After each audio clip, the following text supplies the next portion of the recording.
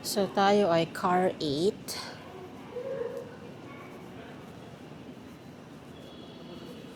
Dito.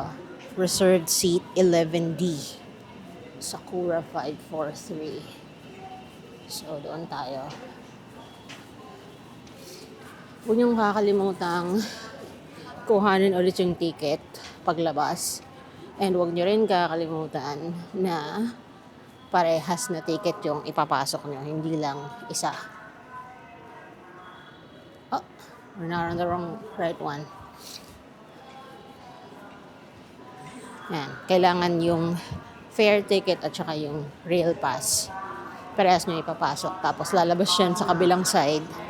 Huwag nyo kalimutan kunin kasi hindi na kayo makakalabas ulit. Ito na siya.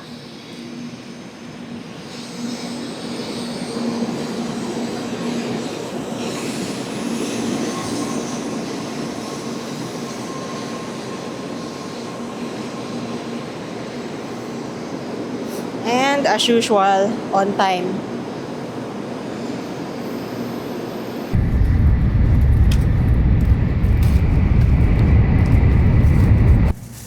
Okay, so nasa Shinkansen na ako and we just stopped at Himeji. I think next na yung stop ko. It's another 40 minutes or so to get there. Tapos, kwento ko lang din na this morning, nagmamadali ako kasi medyo late ako nagising dahil hindi ako makatulog for some reason. Yung milk tea kaya yun. Kasi alam mo yung pagod ka, gusto mong matulog, pero gising yung ulirat mo. Ganon. So, anyway, nung finally nakatulog na ako, 4:30 na ng umaga, isang oras na lang yung pwede kong itulog. So, nung nag-alarm ako ng 5:30, medyo hirap na hirap akong bumangon. But anyway, nagpunta ako ng reception, dala ko na yung luggage ko. It was actually a relatively easy process. Meron lang silang i-fill out na form. Tapos, magbabayad ka. So, umabot ng 2,380 yen or something around 24 Australian dollars yung pagpapadeliver ng luggage ko to Osaka from Kobe. So, nangyari doon, or bukas siya dadating. So, kinailangan kong magtabi ng damit for tomorrow kasi bukas Himeji naman ako. And then, for the whole day na yun. And then, yung 31, yun yung pahinga ko sa Osaka. Kasi yung January 1, Amano Hashidate naman tayo. Okay. Guys, grabe yung lamig dito sa Okayama. Ba't ganun? Nung umalis ako sa Kobe, okay pa ako eh. Pagdating ko dito, putik, lamig. Kailangan ko ilabas yung gloves ko. Tapos wala naman akong suot na second layer. Ano lang talaga siya. Dito tayo maupo. Naka ano lang ako, regular na cargo pants. Diyos mio. Napag-gloves ako ng hindi oras, grabe.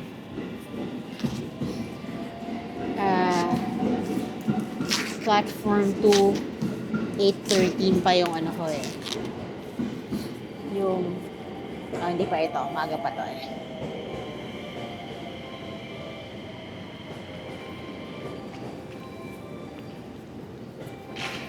So, kumuha ng cafe latte. Kumuha din ako ng spicy pollock roe. At saka ng wagyu wasabi salt na anong tawag dyan? Nigiri? Hindi.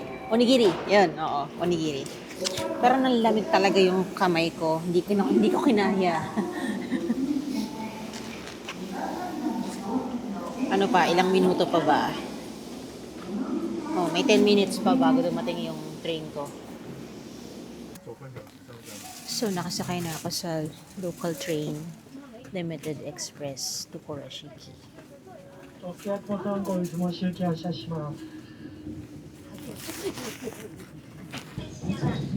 minutes lang naman tong train na to. So, mabilis lang. Yakumo number 3 bound for Izumyoshi.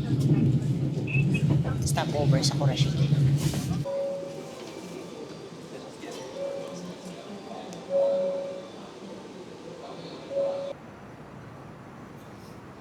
So, shortcut daw to Tubican Historical Quarter.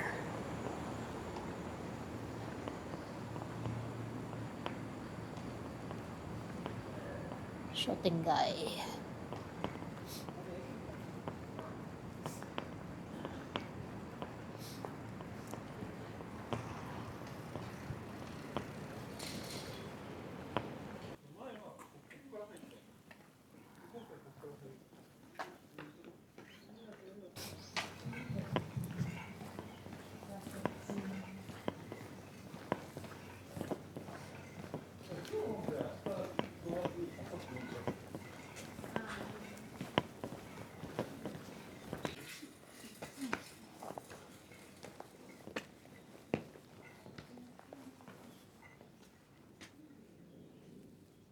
Itong alley na to, tingnan nyo yung walls niya.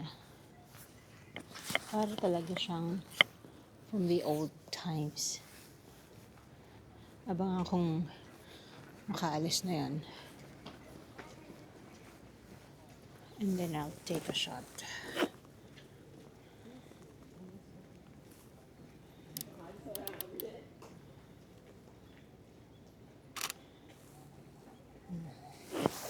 Nice.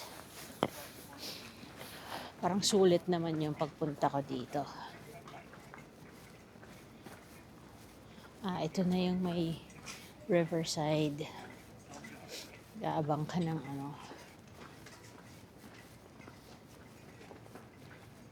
It's the Kurashiki that I've seen on videos.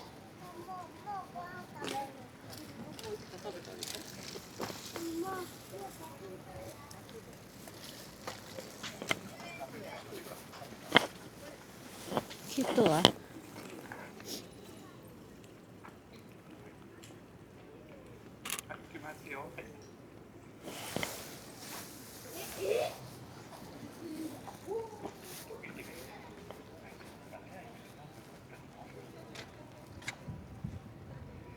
Itong building na to maganda. Very old. Tapos yung puno nakatrim pa ng talagang parang pang Japanese gardens. So, ito yung Ohara Museum. Pero, hindi ko masyadong bet ang mga museum, to be honest. Pag nagta-travel ako, bihirang-bihira akong pupunta sa museum unless it's a war museum. Pero, it's a collection of artworks by the Ohara family.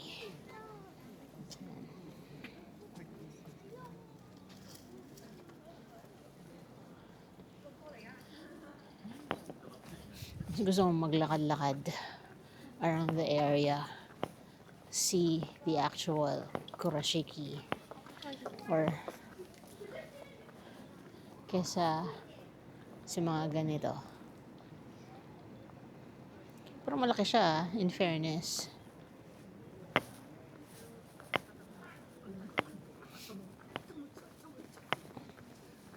Sarado pa yung mga shops, mga 9:30 pa sila magbubukas eh. 10:30 yung train ko pabalik ng Okayama. I think I'll head back actually. Parang nakita ko naman na yung mga gusto kong makita. And na-enjoy ko na yung ganitong view. And maya marami ng tao eh. So, okay din talaga na ngayon pa lang nagpunta na ako. I don't think makakapagpalipad ako ng drone dito. Although, dinala ko talaga yung drone ko para dito sa area na to eh. Pero it does not seem like a good idea. Baka mapulis tayo. Mahirap na.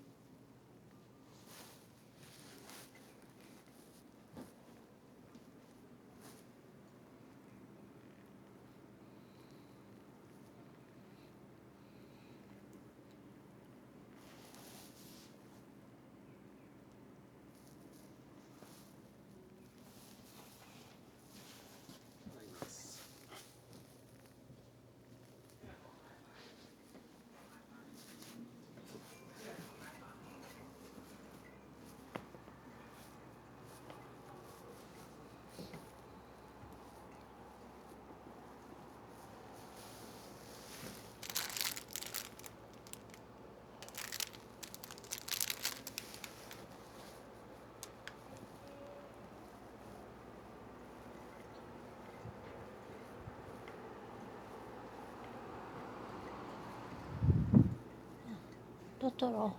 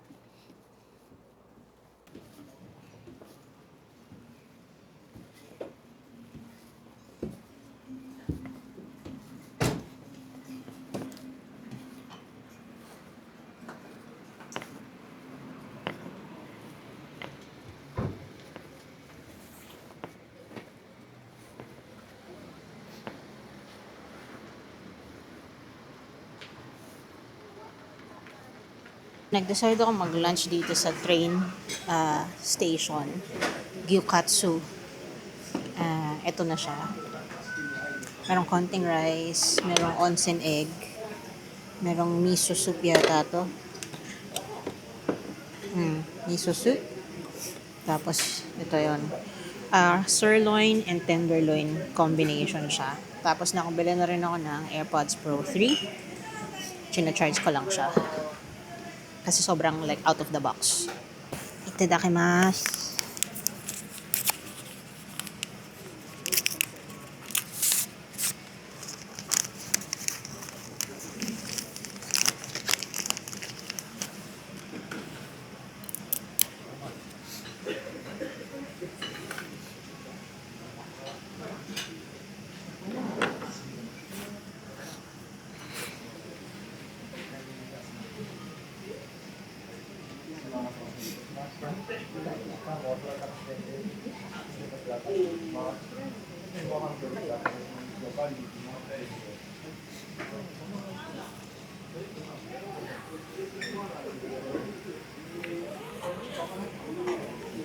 Nandito na ako sa Kojima Station.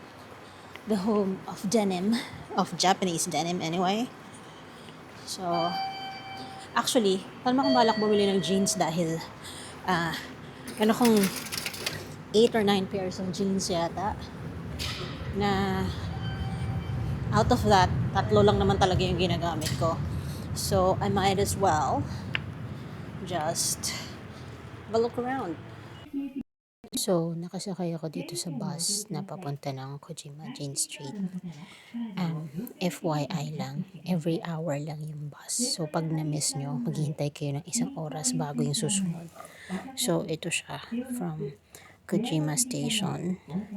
2 stops yung tapos mapaba ka sa Kojima Shimin Koryu Sandeme. Tapos lalakad ka na 5 minutes bago makarating dun sa Jane Street. Public kaya ito? Picture na lang natin para hindi tayo makaabala sa iba.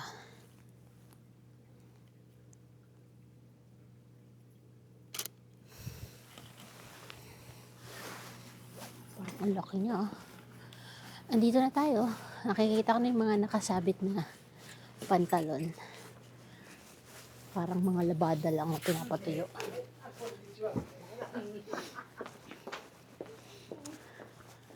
Ayun na siya.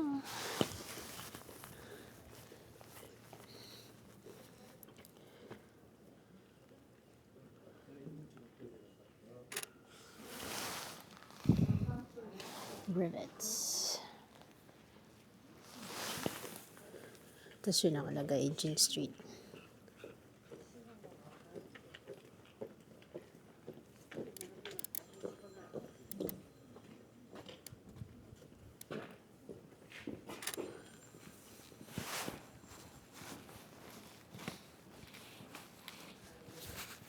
Pero parang sarado sila.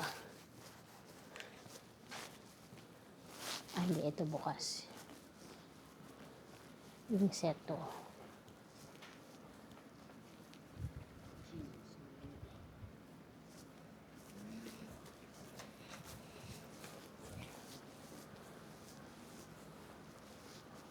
Pa isa.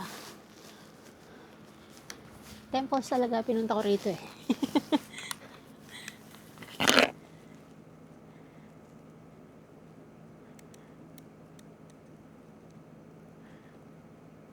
And I have a fascination with temples eh.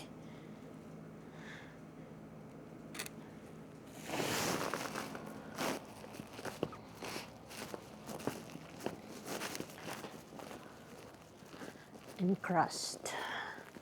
Yung kanina sa ito.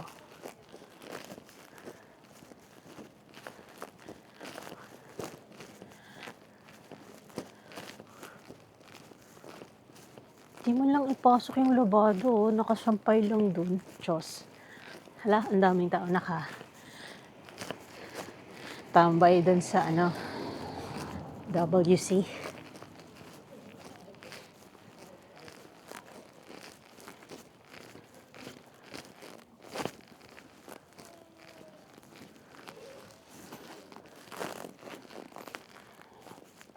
Sobrang dami yata ng taong nagpupunta dyan na may photo spot pa doon, oh. Paglalagyan ng phone.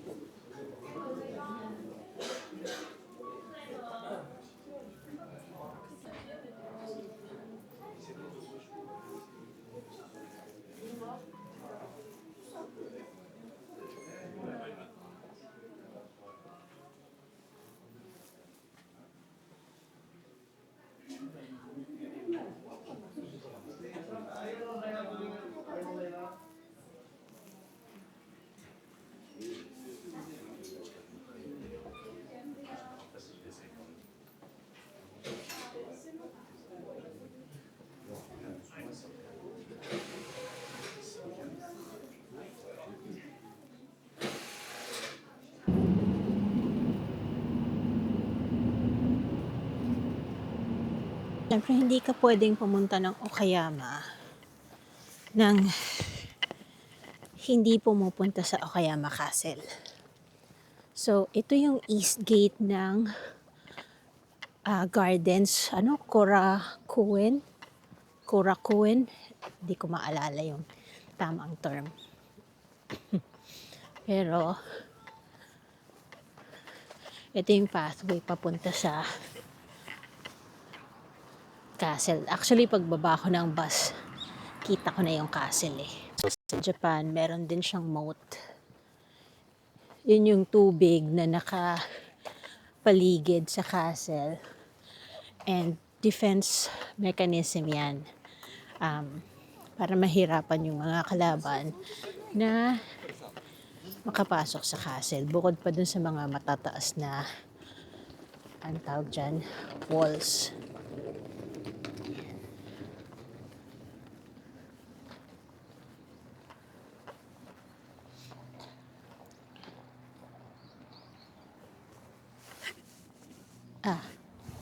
Meron nga palang historic site guide for smartphones. So, scan nyo lang yung QR code. May multilingual version naman siya. Nahingal ako sa pag-akyat.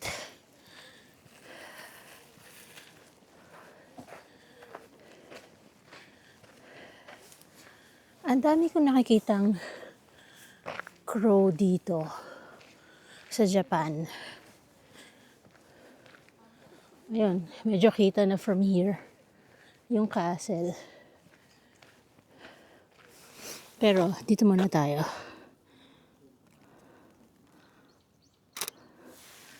Ayun o. Kita na siya dito. So, hanap tayo ng magandang vantage point to get the castle.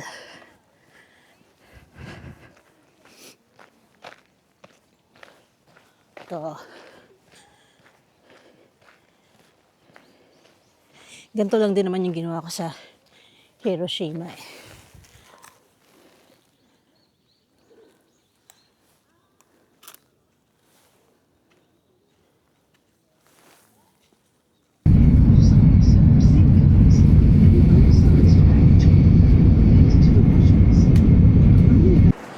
Grabe yung pagod ko ngayong araw.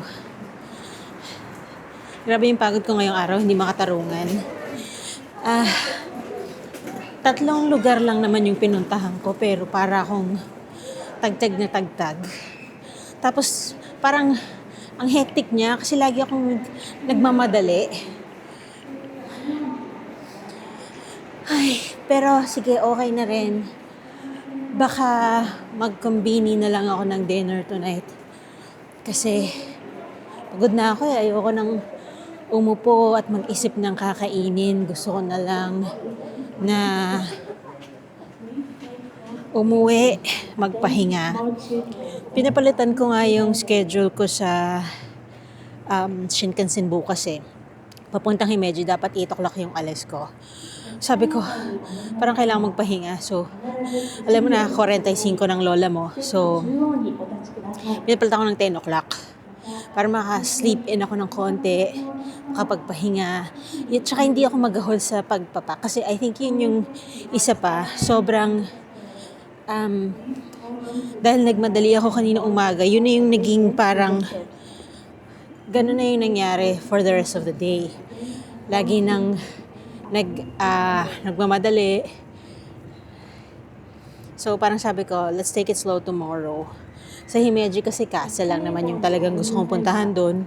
At saka kung may time yung ropeway. Pero hindi ko na siya pipilitin kung hindi kaya. Kasi nga, kakapagod pala. Grabe pala yun. Natin ay spam musubi ba ang tawag dyan? Walang fami chiki. So, fami kara ito, karage. At saka, creme brulee.